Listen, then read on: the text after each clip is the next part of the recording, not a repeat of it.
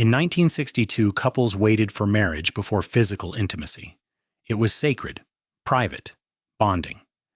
Today, hookup culture and pornography dominate. How did intimacy go from sacred covenant to casual consumption?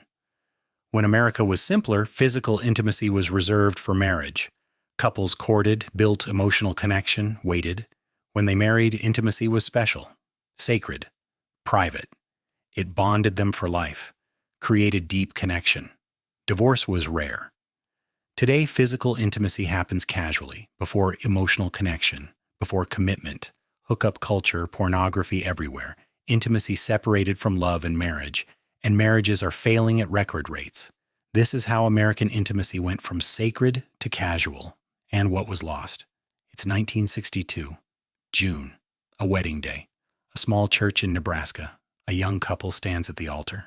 He's 24. She's 21. They've been courting for 18 months, engaged for 6 months. Today they marry. The courtship was traditional. They met at a church social. He asked permission from her father to court her. They saw each other twice weekly, Wednesdays and Saturdays, always in appropriate settings. Her parents' home, church events, the town diner, movies, public places or family settings. Physical affection was limited during courtship. They held hands after 2 months. Their first kiss happened after 4 months on her front porch, brief and respectful. No more than that until engagement. After engagement, slightly more affection, embraces, longer kisses, but always with boundaries, always stopping before things went too far. They never discussed it explicitly, but both understood. Physical intimacy was for marriage, not before. This wasn't just religious teaching, though their faith reinforced it. This was cultural expectation, social norm, what respectable people did. The young man is a virgin, never been with a woman. He dated other girls before meeting his fiancée, but never went beyond kissing. This was normal for young men in 1962 from good families. Yes, some young men visited prostitutes or had premarital relations, but it was not the norm. It was considered shameful, hidden. The young woman is a virgin. Absolutely. For a woman, virginity before marriage was expected without question. A woman who had premarital relations was considered ruined, unmarriageable. The double standard existed. Men faced less harsh judgment than women, but both faced significant social pressure to wait. They're both nervous about the wedding night. Neither has experience. Neither knows quite what to expect beyond vague understanding. Sex education in 1962 is minimal. Their parents didn't discuss details. School certainly didn't. They have only general knowledge and what they've gleaned from whispered conversations with married friends. But they're excited too. The anticipation has built over 18 months. They're attracted to each other. The waiting has created powerful desire. And tonight, finally, they'll consummate their marriage. The wedding ceremony is simple but meaningful. Traditional vows, for better or worse, till death do us part. In the presence of God and family, they mean every word. This is a lifetime commitment they're making. The reception follows. Church basement, cake, punch, dancing, nothing elaborate. Cost $200 total for everything. By 8 p.m., they're leaving. Rice thrown, car decorated with just married signs. They drive to a small motel 30 miles away. Their honeymoon is just the weekend. He has to be back to work Monday. They check in. The motel owner smiles, seeing the just married car decorations. Gives them a room at the end, quieter. But what happens on their wedding night creates a bond that will last 50-plus years. They enter the motel room. Both nervous, both virgins, both uncertain but excited. What happens that night is private, sacred, between them alone. But several things make it different from modern casual encounters. First, it's exclusive. Neither has been with anyone else, neither will ever be with anyone else. This is the only person they'll ever know intimately. That exclusivity creates profound bonding. Second, it's permanent. They're married. This isn't a casual hookup or temporary relationship. This is forever. The permanence creates security, safety, trust. Third, it's learned together. Neither has experience, neither has expectations formed by previous partners or pornography. They discover intimacy together, learn each other. What works, what doesn't. There's awkwardness, certainly, but also innocence. exploration without comparison. Fourth, it's part of total commitment. The physical intimacy is the culmination and expression of emotional, spiritual, and legal commitment already made. It's not separated from those things, it's integrated with them. The wedding night isn't perfect. They're inexperienced. There's awkwardness, uncertainty, but there's also love, commitment, the knowledge that they have a lifetime to learn together. Over the following weeks, months, years, their physical relationship deepens. They learn each other's bodies, preferences, rhythms. The intimacy gets better as trust and knowledge increase. By their first anniversary, their physical connection is strong. By their fifth anniversary, it's deeply satisfying. But the physical intimacy is never separate from the rest of their relationship. It's integrated. When they have disagreements, they work through them because divorce isn't an option they consider. When life gets hard, and it does, money troubles, family issues, work stress, they support each other. The physical intimacy both reflects and reinforces their overall bond. They never discuss their intimate life with others. It's private, sacred, between them alone. Even their closest friends don't know details. In 1962, marital intimacy isn't a topic for casual conversation. It's protected, private, special. Over 53 years of marriage, they're faithful to each other. Neither ever strays. Neither even seriously considers it. The thought of being with someone else feels absurd. Betrayal.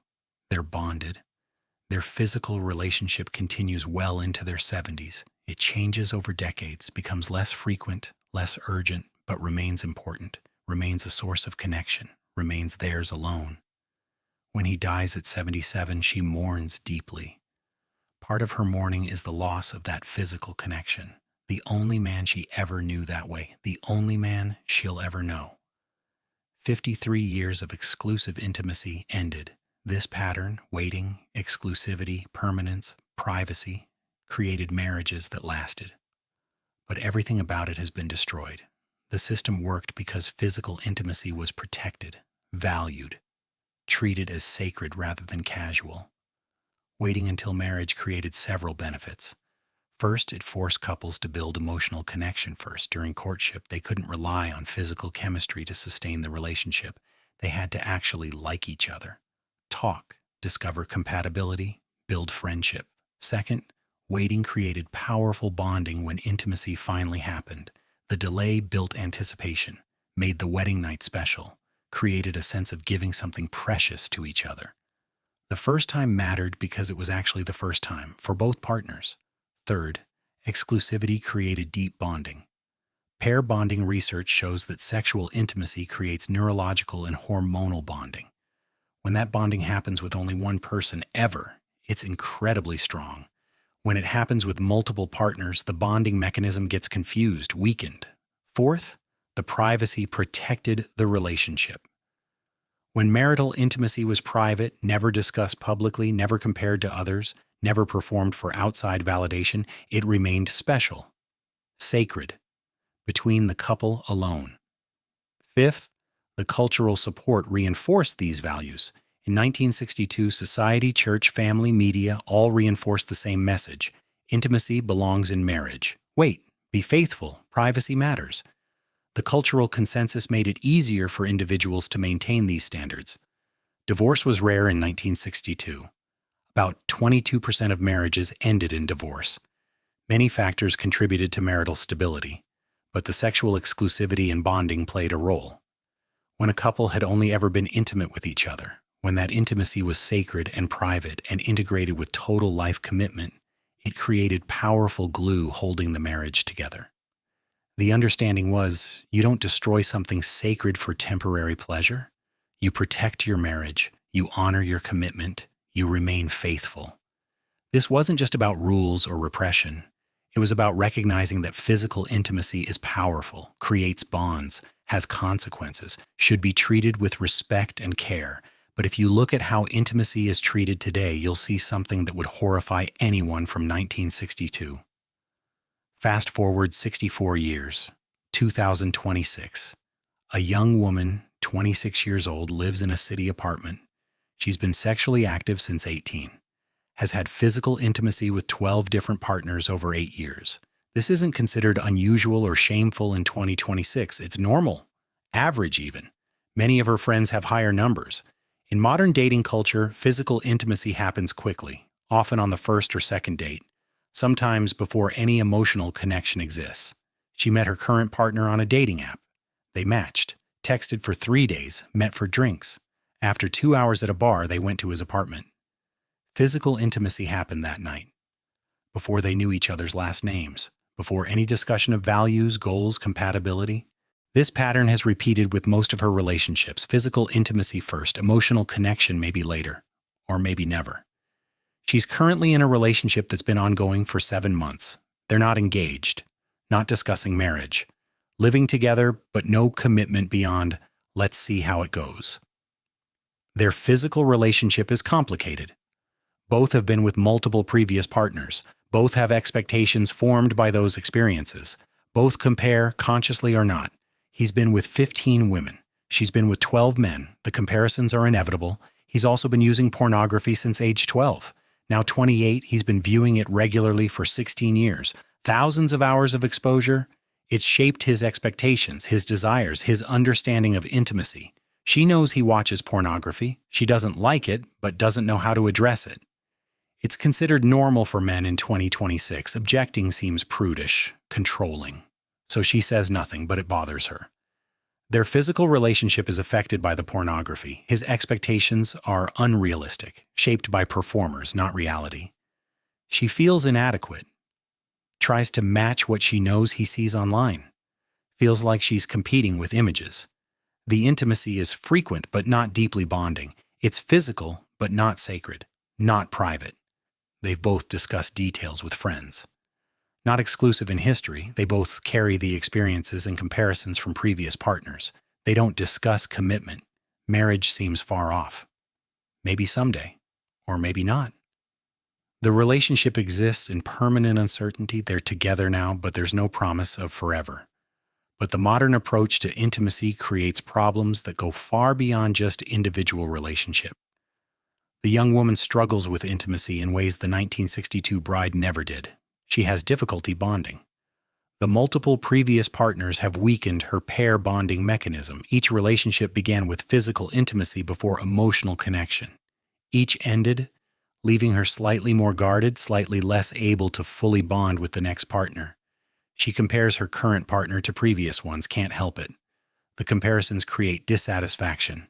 She remembers things past partners did differently, better, worse. The comparisons prevent her from fully being present. She also struggles with shame she can't quite articulate. The culture tells her casual intimacy is empowering, liberating. But she doesn't feel empowered. She feels used. The hookups that led nowhere left her feeling empty. The relationships that began with physical intimacy but never developed emotional depth left her feeling hollow. Her partner struggles too. The pornography has rewired his brain. Thousands of hours of supernormal stimuli have made normal intimacy less satisfying. He struggles with performance, with realistic expectations, with being fully present with a real woman instead of images. He's also less able to bond. 15 previous partners, countless pornographic images. His brain's bonding mechanisms are confused. He cares about his girlfriend, but the deep, exclusive bonding his grandfather experienced with his grandmother, he can't access that. Too many previous exposures, too much comparison, too much stimulation. They both sense something is wrong with their relationship. The physical intimacy is there, frequent even, but it doesn't create the deep bond it should. They're physically intimate but emotionally distant. The sex doesn't bring them closer. It's just an activity, a physical release, not a sacred bonding experience. They don't have the vocabulary to discuss this, don't understand what's been lost because they never experienced the alternative. Think maybe all relationships feel like this. Think maybe deep bonding is a myth from movies. The relationship will likely end. Statistics show cohabiting couples who aren't engaged have high breakup rates. When it ends, she'll have been intimate with 13 men, he with 16 women. They'll both carry those experiences into the next relationship, and the next. The bonding mechanism's getting weaker each time, and the pornography epidemic is destroying intimacy in ways most people don't understand. In 1962, pornography barely existed in most men's lives. Some men saw magazines. Playboy launched in 1953, but access was limited, expensive, required effort to obtain. Most men saw little to no pornography. In 2026, pornography is everywhere, free, unlimited, accessible on every smartphone. The average age of first exposure is now 11 years old. Boys are seeing hardcore pornography before they've hit puberty. The effects are devastating. Pornography rewires the brain's reward system, creates unrealistic expectations, causes performance problems, reduces satisfaction with real partners, creates addiction in many users. Young men in 2026 are experiencing erectile dysfunction at rates never seen before. Men in their 20s struggling with performance, not due to physical problems, but because their brains have been conditioned to respond to screens, not real women. Marriages are suffering. Wives discover husbands' pornography use, feel betrayed, inadequate. The trust is broken, the intimacy damaged. Many marriages end over pornography addiction. The industry is also horrifically abusive. Much content involves coercion, trafficking, abuse. Users often don't know or don't care. The demand drives the exploitation. In 1962, the young groom came to his bride with no images in his head, no comparisons, no expectations formed by watching other people. His brain was ready to bond with her alone, to find her beautiful, to be satisfied with reality. In 2026, the young man comes to a relationship with thousands of images, countless hours of viewing. His brain has been exposed to supernormal stimuli that real intimacy can't match. His ability to bond is damaged before the relationship even begins. This isn't just about morality, though there are serious moral issues. This is about neurological damage, about bonding mechanisms being destroyed, about intimacy becoming impossible. The 1962 couple's intimacy got better over time as they learned each other. The 2026 couple's intimacy is damaged from the start, and the pornography ensures it stays damaged. But the shift from sacred to casual has affected more than just individual relationships. It's changed society. The sexual revolution promised liberation, freedom, happiness. Women would be free from the double standard. Men would be free from repression. Everyone would be happier. 60 years later, the results are in. People are not happier. Divorce rates are higher. In 1962, 22% of marriages ended in divorce. By 2026, it's nearly 50%. Half of all marriages fail. Children grow up in broken homes. The stability marriage once provided is gone for millions. Marriage rates are declining. People are marrying later or not at all. Why marry when you can have physical intimacy without commitment? The incentive structure changed. Marriage used to be the path to intimacy. Now intimacy is available everywhere, and marriage seems like unnecessary risk. Birth rates have collapsed. In 1962, the average woman had 3.5 children. In 2026, it's 1.6, below replacement rate. When intimacy is separated from procreation and permanent commitment, children become optional, burdensome. Many couples choose not to have children at all. Mental health has deteriorated. Anxiety and depression rates are much higher than 1962, especially among young people. The casual intimacy that was supposed to be liberating is instead leaving people feeling empty, used, disconnected. Women particularly suffer. The sexual revolution promised to free women. Instead, many feel pressured to be sexually available. The old standard, men respect women who wait, has been replaced with, women who wait are prudish. The pressure to engage in casual intimacy is enormous, and women bond more strongly through intimacy than men do neurologically. When women have multiple partners, the bonding damage is often more severe. Many women in their 30s, having had numerous partners, find they can't bond deeply anymore. The capacity has been damaged. STD rates are much higher. In 1962, sexually transmitted diseases were relatively rare. In 2026, they're epidemic. New strains resistant to antibiotics, incurable infections, health consequences from the casual intimacy culture. The social fabric has weakened. Strong marriages created stable families. Stable families created strong communities. When marriage weakens, everything downstream weakens. Children suffer, communities fracture, society becomes more atomized and dysfunctional. But here's what the culture refuses to acknowledge about the old way. The 1962 approach wasn't about repression. It was about protection. Protecting something powerful and sacred. Recognizing that physical intimacy creates bonds, has consequences, should be treated with care. The waiting wasn't punishment, it was building anticipation, creating value, ensuring that when intimacy happened, it mattered. It was special. It bonded the couple for life. The exclusivity wasn't limiting, it was focusing, channeling all sexual energy toward one person for life, creating depth instead of breadth, quality instead of quantity. The privacy wasn't shame, it was sacredness. Keeping something precious protected, not putting it on display, not comparing, not performing for others, just between the couple alone. The permanence wasn't trap, it was security, knowing your partner would never leave, never betray, never compare you to others, the safety to be fully vulnerable, fully known, fully loved. The 1962 couple had something the 2026 couple can't access. A bond created by exclusive, permanent, sacred intimacy, a bond strong enough to last 50-plus years, to survive all life's challenges, to create genuine lifelong partnership. The modern couple has freedom, options, no judgment, no rules, but they don't have the bond. They have casual intimacy that doesn't satisfy, that doesn't create lasting connection, that leaves them empty despite the freedom. The old way created marriages that lasted, created deep bonds, created stable families, created children who grew up secure, created communities where people stayed together. The new way creates hookups, broken relationships, damaged bonding mechanisms, children in broken homes, communities where nobody commits. The sexual revolution destroyed what it was supposed to improve, promised happiness and liberation, delivered loneliness and dysfunction. Was 1962 perfect? No. The double standard was unfair to women. Some people were trapped in bad marriages. LGBTQ individuals couldn't live authentically. Some teachings about sexuality were unhealthy or damaging. Does 2026 have advantages? Yes. More equality between genders, more acceptance of different orientations, more open discussion of sexuality and consent. Abusive marriages can end. But the fundamental understanding was lost. That physical intimacy is powerful, creates bonds, has consequences, should be treated as sacred, not casual.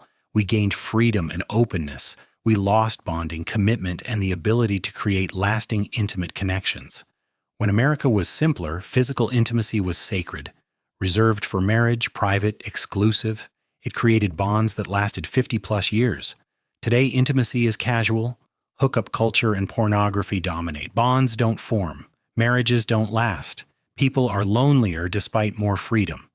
We gained liberation. We lost the ability to truly bond. If you believe intimacy belonged in marriage, share this. Like this video and subscribe to When America Was Simpler. When America was simpler, intimacy was sacred, and marriages lasted a lifetime because of it.